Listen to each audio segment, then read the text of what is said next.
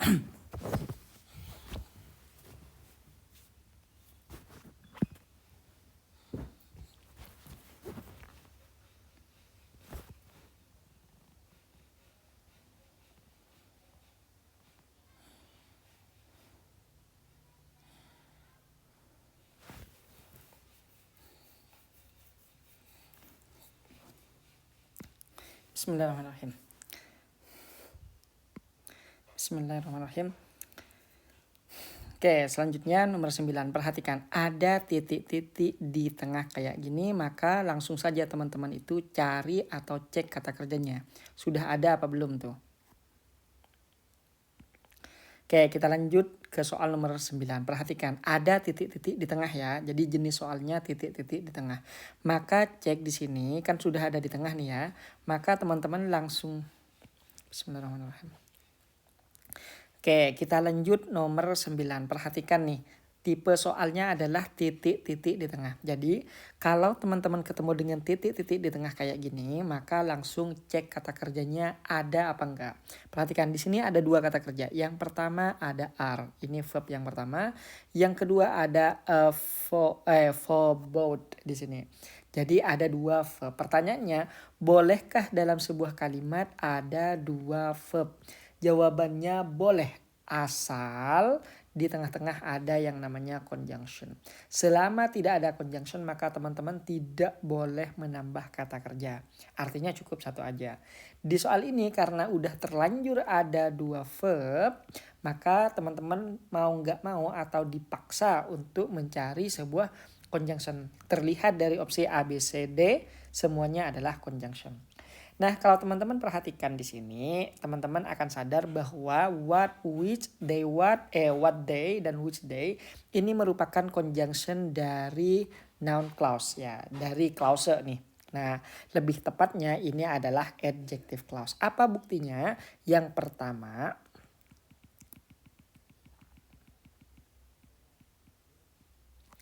oke, kita lanjut ke nomor 9. Oke, kita lanjut ke nomor 9. Perhatikan. Oke, sekarang kita lanjut ke nomor 9. Perhatikan tipe soalnya. Ini adalah soal dengan titik-titik di tengah. Jadi, kalau ada soal dengan titik-titik di tengah, maka langsung cek kata kerjanya ada apa enggak tuh, gitu ya. Yang pertama di sini ada are, ini kata kerja. Terus ada for both, ini juga kata kerja. Artinya, soal ini memiliki dua kata kerja. Pertanyaannya, apakah boleh ada dua verb dalam sebuah kalimat? Jawabannya boleh, asal ada conjunction di tengah-tengahnya. Kalau misalnya nggak ada conjunction, maka kita tidak boleh menambah kata kerja lagi. Cukup satu aja kalau nggak ada conjunctionnya. Nah, artinya kalau nomor 9 ini kita sudah punya dua kata kerja, mau nggak mau kita harus nambah conjunction. Dan itu terbukti dari opsi A, B, C, D yang semuanya adalah conjunction. Gitu ya. Nah, kalau teman-teman perhatikan lebih jeli lagi, di sini ternyata adalah adjective clause. Apa buktinya? Yang pertama, sebelum titik-titik itu adalah kata benda yang pertama, dan yang kedua ada conjunction which yang ada di sini nih. Ini conjunction adjective clause ya. Nah, dalam adjective clause kita itu hanya punya which, who ataupun whom ya, dan there atau whose lah. Nah, di sini yang ada adalah which aja. Nah, artinya dalam soal adjective clause itu tidak pernah menggunakan conjunction what. Kenapa? Karena conjunction what itu punyanya noun clause. Artinya semua opsi yang ada what-nya gugur. Alpha gugur, Charlie gugur. Karena di sini adalah noun clause. Ya, noun clause. Tersisalah Bravo dan Delta. Nah, perhatikan. Dalam adjective clause, ini agak jelibet ya. Perhatikan. Nah, perhatikan. Dalam adjective clause, ini nanti agak jelimet.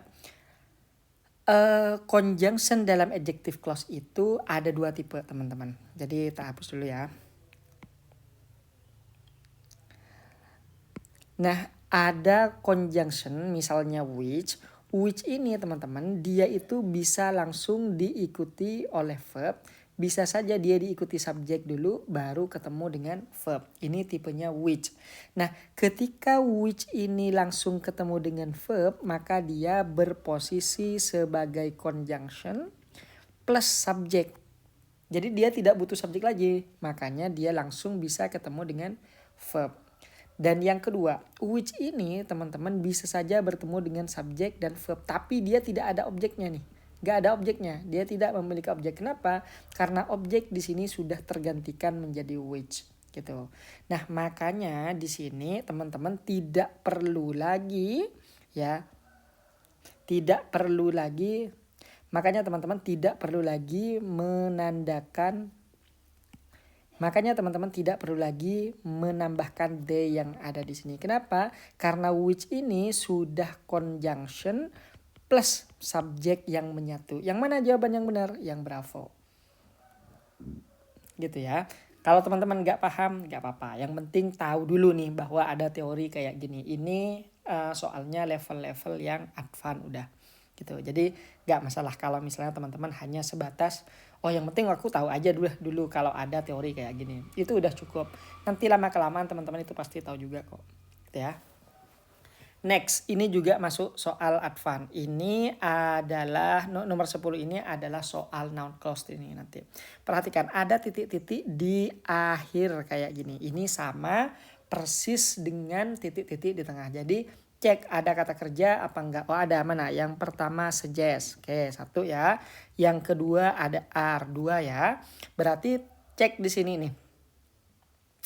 Ada berapa kata kerja? Ada dua ya, ada dua kata kerja. Tapi kita dipaksa untuk menambah kata kerja lagi. Lihat opsinya ada can afford, ada can, is, ada oh ini nggak ada kata kerjanya. Ya, jadi di sini kita kayaknya dipaksa untuk memilih kata kerja lagi. Lihat di soal juga sudah ada satu conjunction. Jadi kalau sebuah kalimat ada verbnya dipaksa untuk 3, maka conjunctionnya butuh berapa? 1 di sini conjunction, 2 di sini conjunctionnya. Artinya kalau teman-teman nanti mau menambahkan 3 kata kerja ke dalam satu kalimat, maka wajib ada 2 conjunction di situ. Dan sekarang sudah terpenuhi yang di sini. Kalau teman-teman mau nambah lagi atau dipaksa nambah lagi, maka teman-teman cari opsi yang ada conjunctionnya, ada conjunction plus ada verbnya. Ada nggak di situ? Ada. Yang mana? Yang ini, yang Charlie. Apakah benar? Belum tentu. Perhatikan di sini.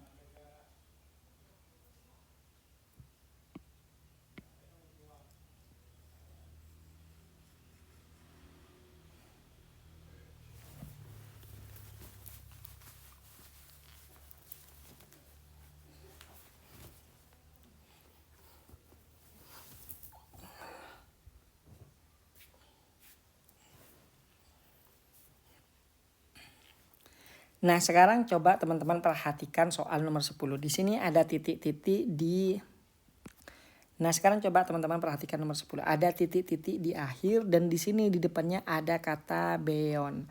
Beyond yang ada di sini ini adalah preposisi. Dan semua preposisi pasti punya object of preposisi. Kita sebut dengan OP. Dan di sini bentuknya pasti noun. Artinya teman-teman tinggal cari yang manakah yang merupakan noun dari A, B, C, D. Kita lihat. Apakah delta ini noun? Enggak. Delta ini able to ini adalah adjective. Jadi dia tidak bisa ketemu dengan beyond. Enggak bisa, maksudnya bersanding.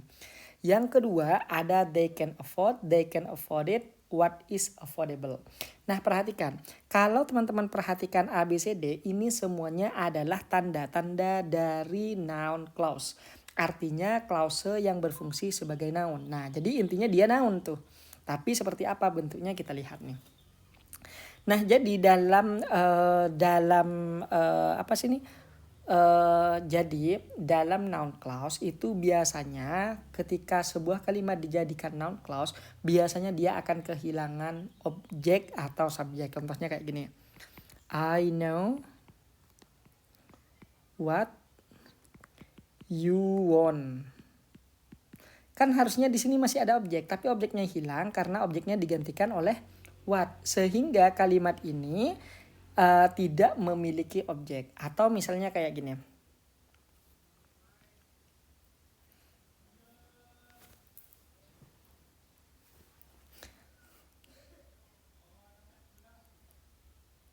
Contohnya kayak gini. I know. Atau contohnya kayak gini. I know that you can buy. Jadi di sini asalnya ada objek, teman-teman. Ada objek di sekitar sini, tapi objeknya dibuang karena digantikan oleh that. Maka kita tinggal cari that, ya conjunction ini, conjunction that plus subject plus verbnya. Cukup tanpa objek. Nah, karena ini soalnya lebih advance, that ini bisa kita hilangkan dengan cara eliminasi, namanya omitting. Sehingga yang terjadi karena that-nya yang hilang, dia akan berubah menjadi I know you can buy. Jadi that-nya hilang. Nah, kasus ini sama persis dengan kata ini. Consumer beyond they can afford. Jangkrik.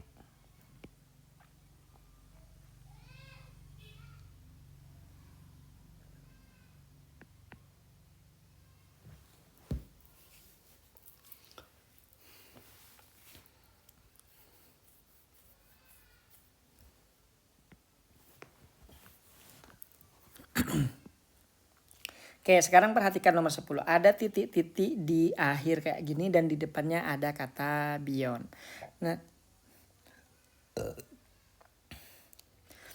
Nah, kata beyond ini merupakan sebuah preposisi dan semua preposisi ini catatan ya, dia pasti punya object of preposisi. Kita sebut dengan OP, object of preposisi. Dan objek preposisi ini teman-teman pasti bentuknya noun. Artinya teman-teman disuruh mencari noun yang ada di sini. Entah dalam bentuk apapun. Nah, berarti kalau di sini disuruh mencari noun, maka yang akan gugur pertama adalah ini, able to afford. Kenapa? Able to ini adalah adjective, teman-teman. Jadi nggak bisa dia muncul di belakangnya beyond. Lalu bagaimana dengan Alpha, Bravo, dan Charlie? Mereka masih bisa karena mereka ini bisa saja menjadi noun clause. Ya, jadi noun clause. Nah, noun clause ini nanti bisa muncul di belakangnya beyond. Nah, kalau teman-teman tidak tahu dalam noun clause itu kayak gini. Teman-teman pernah nggak bertemu dengan kalimat yang dalam bahasa Indonesianya itu seperti pertanyaan, tapi itu pernyataan. Contoh, I know that you can eat. Aku tahu bahwa kamu bisa makan. Bisa makan apa? Bisa makan nasi kah yang lainnya. I know what you want. Aku tahu apa yang kamu inginkan. Itu noun clause. Nah, sama kasusnya seperti ini. Jadi asal muasalnya nanti akan ada kayak gini. I know that you can buy, misalnya buy apa, buy X gitu. Nah, X-nya ini pasti nanti dihilangkan, teman-teman. I know that you can buy titik gitu. Kenapa? Karena objek yang ada di sini itu sudah digantikan menjadi kata that. Jadi untuk opsi kayak gini sama. Teman-teman berarti tinggal cari conjunction plus subject plus verb aja. Ada nggak? Oh, nggak ada. Nah, kalau nggak ada maka pastikan bahwa ini adalah. Nah, kalau nggak ada berarti teman-teman upgrade lagi itu ilmunya. Karena ini nanti masuk ke level advance. Dan di level advance ada yang namanya metode ellipsis, lebih tepatnya omitting. Dimana omitting itu akan menghilangkan conjunction tanpa perubahan apapun. Sehingga kesannya nanti ini akan hilang nih. I know you can buy. That-nya ngilang. Dan itu sama persis dengan yang alpha. Consumer beyond they can afford. Jadi di sini ada objek, tapi objeknya udah digantikan menjadi that di sini dan that-nya itu di-omitting atau dihilangkan. Sehingga terjadilah seperti ini. Ini benar-benar level advance. Jadi kalau teman-teman nggak paham ini nggak apa-apa. Karena kita berproses gitu ya. Kenapa nggak pilih yang Bravo nih? Yang Bravo itu masih ada objeknya. Sementara dalam noun clause objeknya ini sudah digantikan menjadi that dan that-nya itu dihilangkan gitu teman-teman. Kenapa nggak Charlie? Kalau Charlie ini what is affordable ini adalah bukan noun clause tapi ini adalah sebuah pertanyaan. Harusnya ada tanda tanya nih di sini. Makanya dia itu nggak bisa dijadikan jawaban. Yang mana? Jawabannya si alpha. Gitu ya. Itu nomor 10. Oke.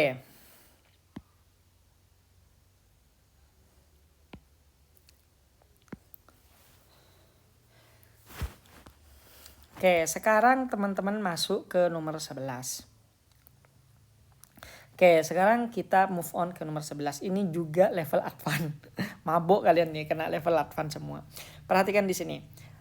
Ada titik-titik di tengah kan. Nah, maka langsung cari kata kerjanya. Mana kata kerjanya? Kata kerjanya adalah save. Ini yang pertama. Yang kedua itu adalah reverse. Ada dua kata kerja. Berarti kalau dalam sebuah kalimat ada dua kata kerja, berarti wajib ada conjunction. Mana conjunctionnya ini nih? Who ini adalah conjunction. Berarti kalimat ini sudah memenuhi syarat. Tapi teman-teman dipaksa untuk memilih kata kerja lagi tuh. Ada trying, tried, he tries. Berarti teman-teman dipaksa nambah satu lagi nih kata kerja. Berarti teman-teman juga harus nambah conjunction tuh. Nah, maka carilah opsi yang ada conjunctionnya. Yang mana? Ada semua nih, when, if, ada semua nih conjunctionnya. Nah, permasalahannya di sini adalah ini kalimat adverbial clause. Jadi nomor 9 itu adjective clause, nomor 10 itu noun clause, dan ini adalah adverbial clause. Nah, dalam adverbial clause itu teman-teman itu carilah Nah, dalam adverbial clause maka teman-teman itu lihat di sini ada kata try kan, trying, tried dan yang lainnya. Try itu teman-teman tidak bisa dipasifkan. Jadi kalau mereka tidak bisa dipasifkan, mereka itu tidak mungkin jadi yang Charlie ini bentuk pasif. Ya when tried ketika dicoba. Itu tidak bisa dipasifkan, gugur duluan. Jadi sebenarnya when itu bisa saja itu merupakan bentuk adverbial clause. Cuma ini masalahnya ini tidak bisa dipasifkan karena try itu tidak punya objek. Gitu ya. Oke, yang pertama. Yang kedua di sini if they try tuh perhatikan. Di sini ada try ini merupakan verb 2 past tense sementara konteks kalimatnya adalah present tense semua. Maka ini juga tidak bisa digunakan. Tersisalah delta dan alpha. Perhatikan di sini ada he. He ini siapa? Padahal di sini katanya people. Kenapa tiba-tiba berubah he? Berarti tidak sinkron tuh. Delta gugur. Yang mana jawabannya? Yang alpha. Loh kok bisa when trying? Ini adalah hasil dari abridgment. Ya. Ini adalah metode ellipsis abridgment. Ini sama-sama advance-nya. Jadi nomor 9, 10, 11 itu soal level advance semua. Jadi kalau teman-teman itu kebingungan, ya wajar. Karena ini bukan untuk pemula sebenarnya. Tapi yang penting teman-teman itu jangan berkecil hati. Yang penting tahu aja dulu gitu. Nanti teman-teman tinggal doa tuh semoga nanti aku paham teori yang jelibet ini gitu. Ya, kayak gitu aja dulu. Next, nomor 12. Nah, perhatikan di sini nomor 12 ada titik-titik di tengah ya, ada titik-titik di tengah. Maka cek kata kerjanya. Sudah ada apa belum tuh? Ada nggak kata kerjanya? Oh ada featured. Featured ini adalah verb 3 teman-teman. Kalau verb 3 muncul sendirian, itu kita tidak bisa sebut dia sebagai verb asli. Bukan, tapi dia kita sebut dengan verb palsu. Apa itu verb palsu? Verb palsu itu adalah kata kerja yang mirip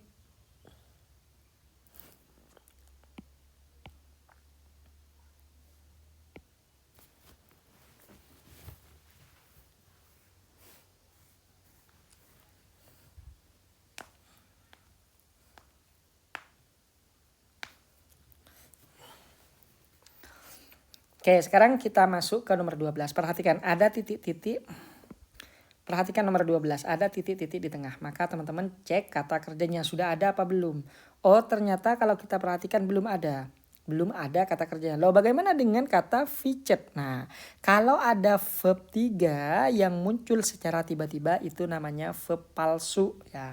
Verb palsu. Apa itu verb palsu? Verb palsu itu adalah kata kerja yang bentuknya kayak kata kerja tapi fungsinya adalah adjektif. Kadang dia berfungsi sebagai noun, kadang dia berfungsikan sebagai adverb. Makanya dia disebut verb palsu, bentuknya kayak verb tapi fungsinya sudah berubah.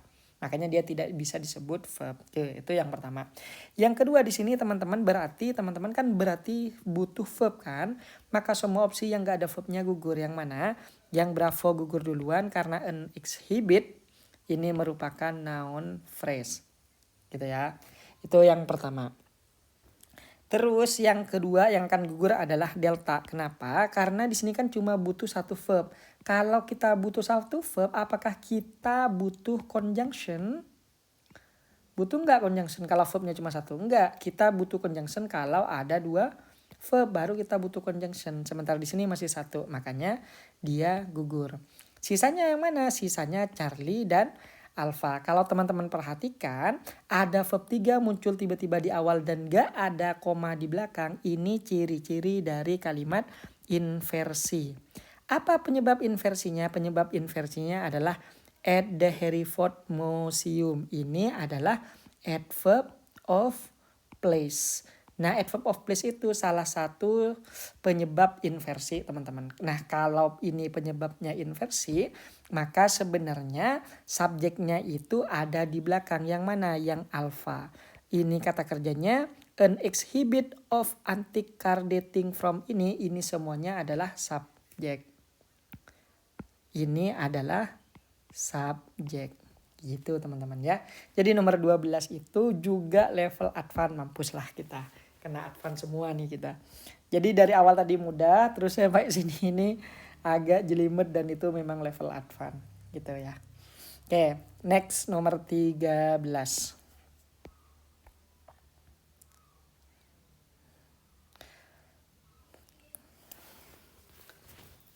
Oke, sekarang kita masuk ke nomor 13 nih. Ada titik-titik di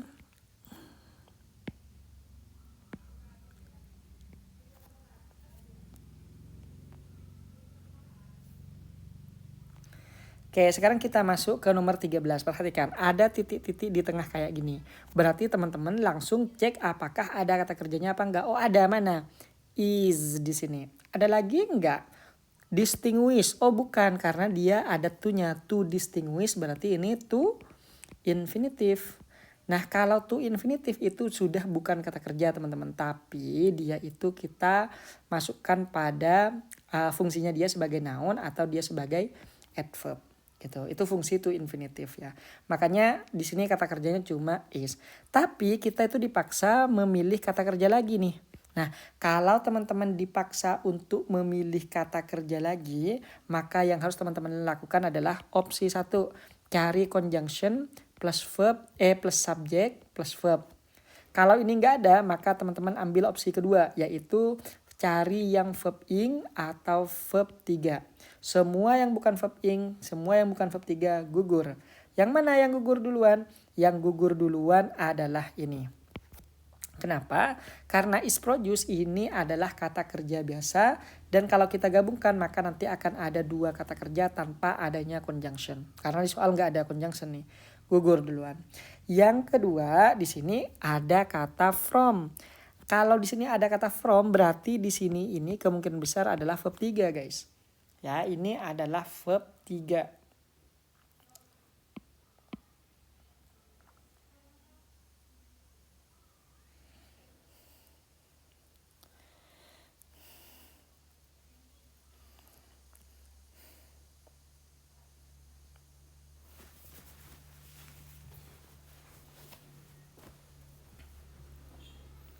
Nah, maka dari sini teman-teman bisa tahu tuh yang mana yang kita butuhkan. Yang kedua.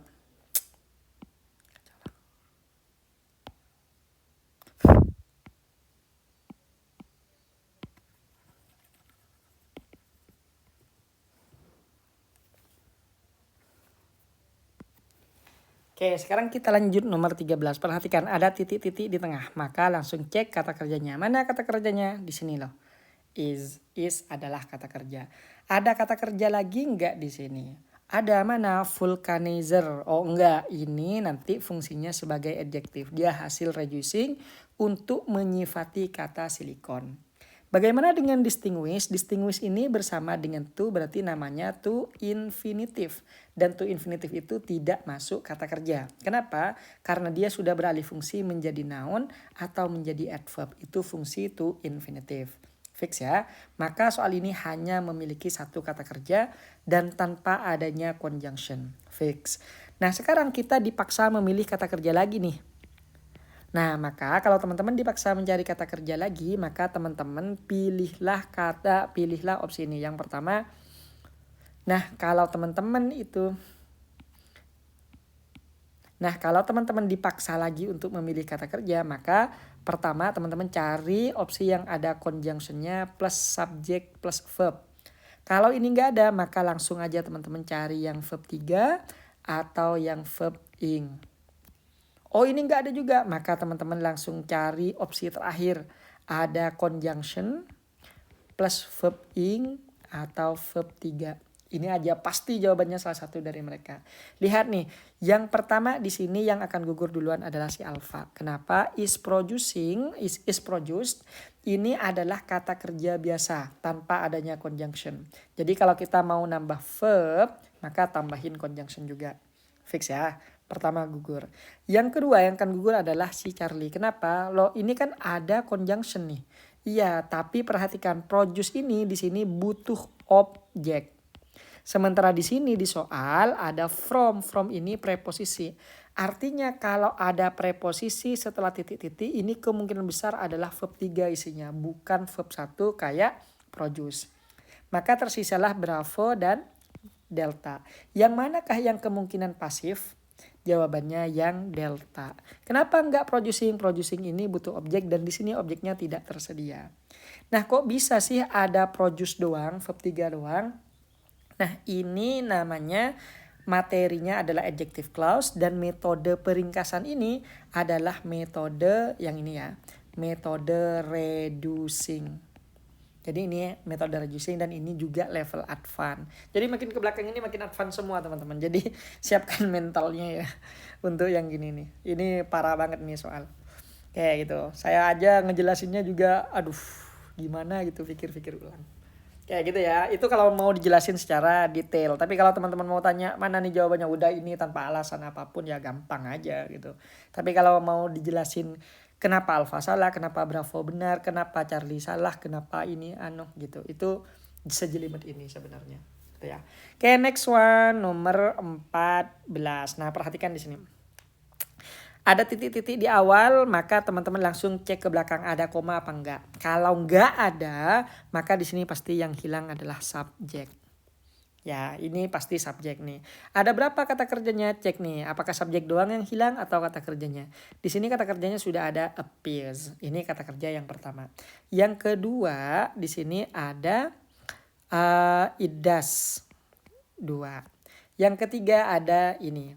Berarti kalau di sebuah kalimat ada 1, 2, dan 3 butuh berapa conjunction, teman-teman. Berarti butuhnya di sini kan sudah ada nih, then ini adalah conjunction teman-teman. Sudah ada nih satu di sini. Di sini sudah ada nih di belakang ya. Di belakang sudah ada conjunction. Maka teman-teman butuh satu lagi nih conjunction nih. Butuh satu lagi conjunction. Entah di tengah pokoknya tambahin satu lah di dalam kalimat ini. Maka semua opsi yang gak ada conjunctionnya akan gugur. Yang mana alpha gugur duluan karena the moon itu hanyalah subjek biasa tanpa adanya conjunction. Jadi conjunctionnya harus bareng dengan subjek gitu kan. Terus yang kedua di sini yang akan gugur adalah kira-kira yang mana nih? Yang akan gugur adalah ini.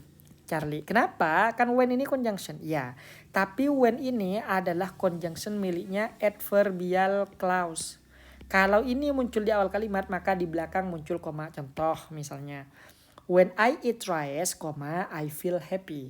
Gitu. Jadi when itu kalau muncul di awal pasti muncul koma. Sementara di soal gak ada koma.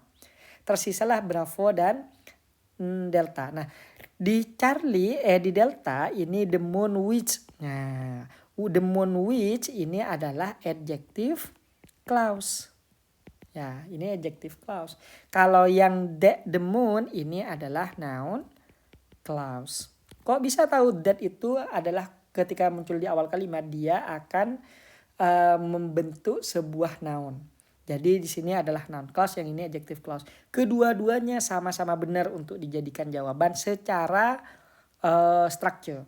Nah, secara structure, tapi secara makna atau secara grammar, dia yang paling tepat adalah si Bravo. Bahwa bulan terlihat sangat besar at the horizon, di horizon, than it does, daripada biasanya, is merely an optical illusion, itu hanya ilusi optik gitu teman-teman. Jadi bukan yang ini ya. Kedua-duanya sama-sama benar, tapi kalau dari segi grammar ini yang paling benar. Jadi jawabannya di Bravo, jawabannya noun clause bukan adjective clause. Bingung kan? Iya, saya juga bingung juga mau jelasin gimana. Tapi itulah konsekuensinya ya, konsekuensinya. Ya, tapi pokoknya seperti itulah ya. Kalau level-level yang advance, yang ya, tapi mau gimana ya, itu level advance. Sesulit itu memang, tapi bukan berarti tidak bisa dipelajari, itu bisa, tapi butuh waktu aja.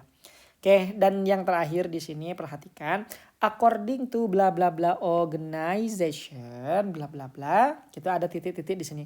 Kalau setelah koma muncul titik-titik, pasti di sini isinya nanti subjek gitu kan. Nah, kalau di sini misalnya nanti isinya subjek, berarti semua yang bukan subjek akan gugur gitu kan. Namun hati-hati, perhatikan di sini. Ada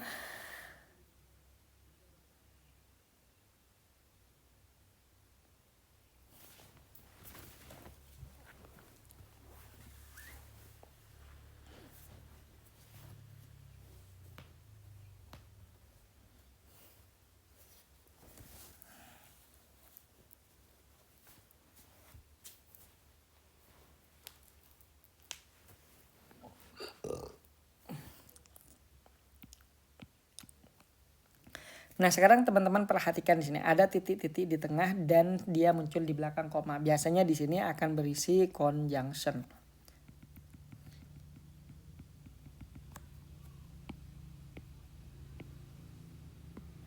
Nah, perhatikan nomor 15. Ada titik-titik di tengah kayak gini, dan ini teman-teman biasanya, oke, perhatikan nomor 15. Ada titik-titik di tengah dan dia muncul setelah koma. Maka biasanya di sini akan berisi subjek ya. Namun perhatikan, ini dari tadi soal-soal advance. Ini kayaknya nggak mungkin subjek nih.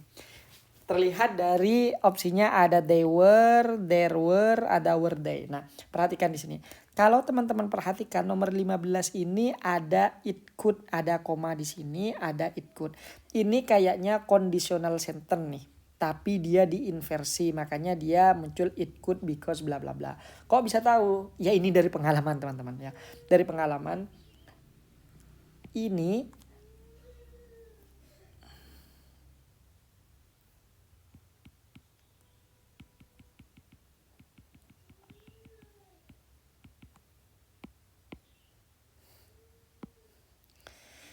perhatikan soal nomor 15. Ada titik-titik di sini dan di sini ada koma. Biasanya di sini akan berisi subjek ya. Akan berisi subjek nih.